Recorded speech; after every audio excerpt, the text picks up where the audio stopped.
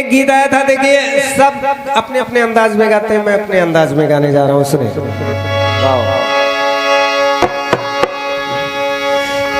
कि मैं पुत्र पंजाब दा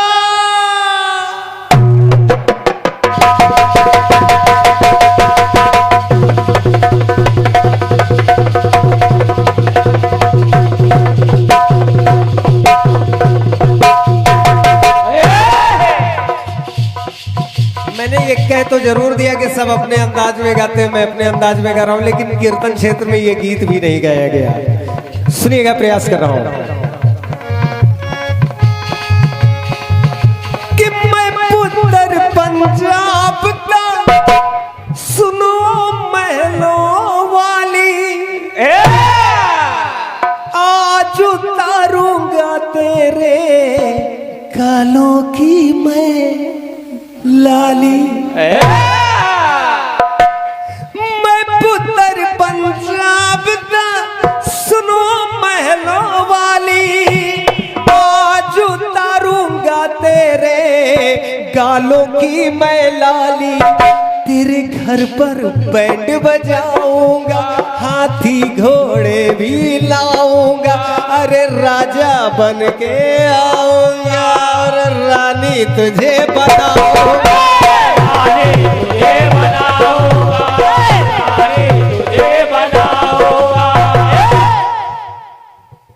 वो रंग दिखलाऊंगा,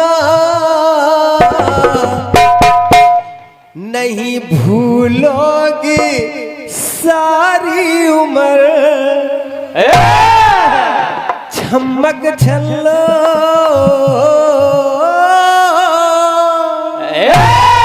जरा धीरे चलो, जरा धीरे चलो, वरना जाओगी फिसल,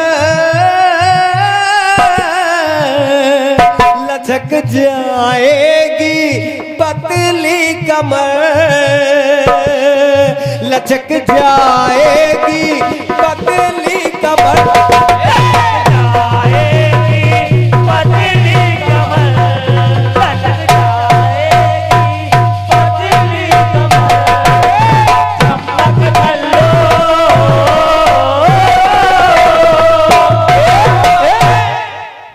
ये तो फिल्मी दुनिया वालों ने गाया है। अब देखिए, प्रयास कर रहा हूं एक बात जोड़ने का।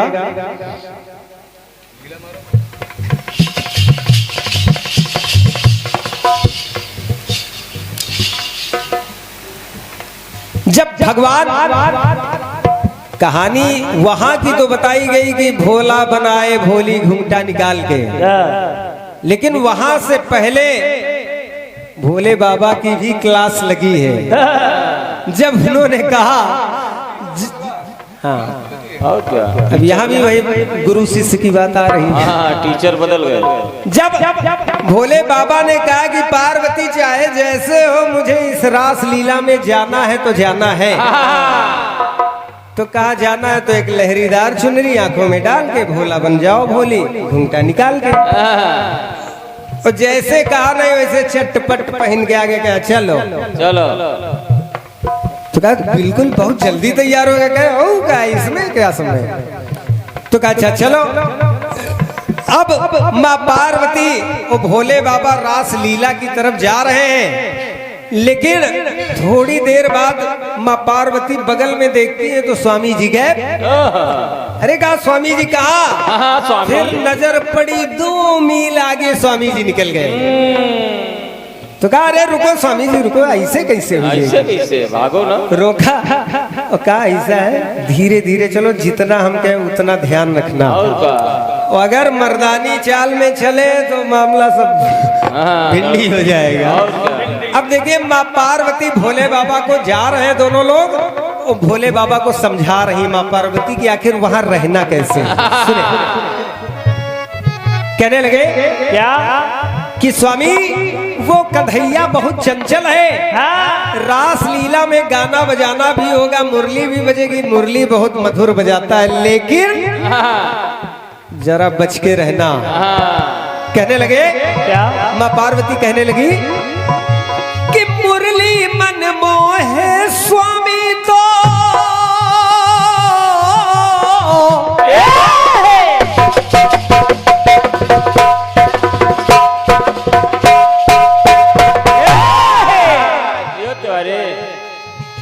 मुरली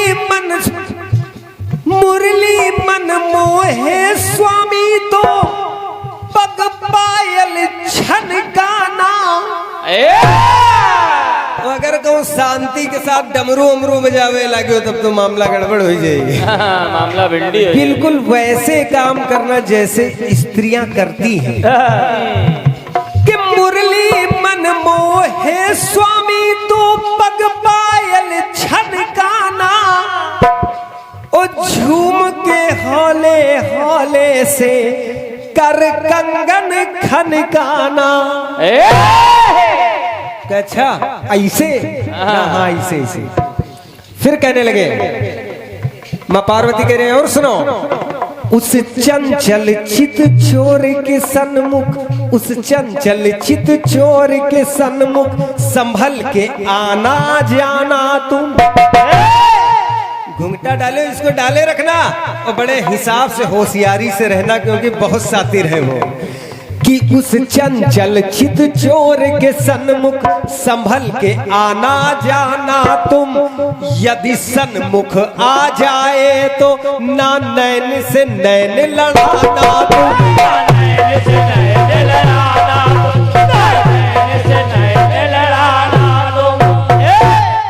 यदि सन्मुख आ जाए तो ना नैन से नैन मिलाना तुम। और संजोए रहना जरा अपने तन के ये सारे बसन। इतना मस्त ना हो जाना कि तांडव करने लगो, इसलिए संजोए रहना जरा अपने तन के ये सारे बसन। और सर डाल के पल्लो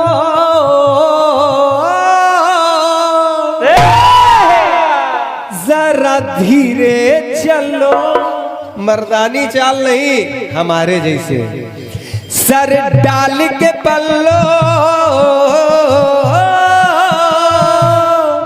जरा धीरे चलो, धीरे धीरे चलो। अगर जान जाए किसन तो फेल हो जाए, फेल हो जाए तुम्हारा मिशन। हो जाए तुम्हारा मिशन, फेल हो जाए तुम्हारा मिशन।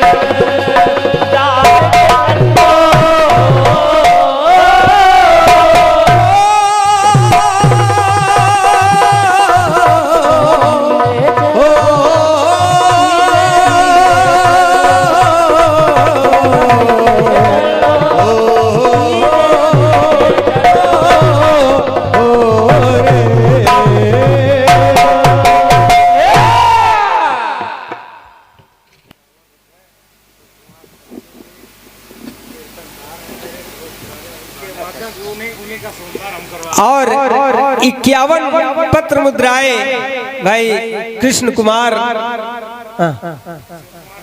शिव कुमार सनकी जी, उन्हीं की याद में सोमवार। अच्छा आप ही है तो ये आप ही आदर्श है इस कार्यक्रम के। नमन है, वंदन है। कम से कम हमारे बुजुर्गों ने हम बच्चों को ऐसे संस्कार दिए हैं कि हम लोग ग्रंथ वेद शास्त्रों से जुड़ा हुआ साहित्यिक कार्यक्रम करवा रहे हैं। ये आगे भी बना रहे, इसका हम लोग प्रयास कर रहे हैं कि हमारे आगे की पीढ़ी थोड़ा सा जागरूक रहे। नहीं तो कहीं वो ना समय आ जाए कि एक दिन हमारे बच्चे हमसे पूछे, पापा राम कौन थे, दशरथ कौन थे। इसलिए पढ़ाई भी कराते रहिए, वो अपने बच्चों को अपने ग्रंथों के विषय में जानकारी भी देते रहे, क्योंकि हम जो हैं हमारे बच्चे उस चीज में हमसे ज्यादा निपुण हों, यही मैं चाहता हूं। अब मैं आमंत्रित करता हूं भाई। काट दिया।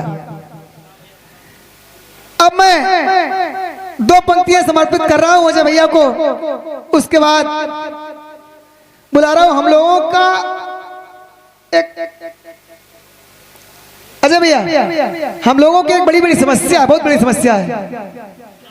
अगर लड़कियों को देखो तो कह रहा कुत्तों की तरह घूर रहा है, अगर ना देखो तो कहती है कुत्ता देख भी नहीं रहा है। समस्या दोनों तरफ से है। तो कह रहा हूं दुखों की दुनिया बांटने से बट जाएगी, दुखों की दुनिया बांटने से बट जाएगी। ये जिंदगी है जनाब, काटने से कट जाएगी, मगर चादर से ज्यादा पैर फैलाने की जरूरत नहीं है। अगर उससे ज्यादा फैला दिए तो निश्चित है कि फट जाएगी। दो पंक्तियां पुनः समर्पित कर रहा हूं। अनमोल रतन, अनमोल रतन माटी के मोल बिकेगा नहीं, अनमोल रतन माटी के मोल बिकेगा नहीं, झूठ सच के सामने टिकेगा नहीं। कार्यक्रम अब गर्म हो गया है, कार्यक्रम अब गर्म हो गया है, मेरा दावा है कि रोकने से भी रुकेगा नहीं। आइएगा, स्वागत कर रहा हूं। और ये हमारे भतीजा, मेहनत का नतीजा, राम श्याम बेरिया, छोटा बच्चा है, हृदय से शुभकामनाएं हैं उसके कर कमलों द्वारा ये अमूल पुरस्कार हमको मिला है। बहुत बहुत धन्यवाद बेरिया परिवार को, बहुत बहुत धन्यवाद। मैं तो चाहूंगा भोलेनाथ हमेशा अनुकंपा बनाए रखें, ऐसा ही कार्यक्रम हमेशा करवाएं। बहुत बहुत धन्यवाद। आइएगा।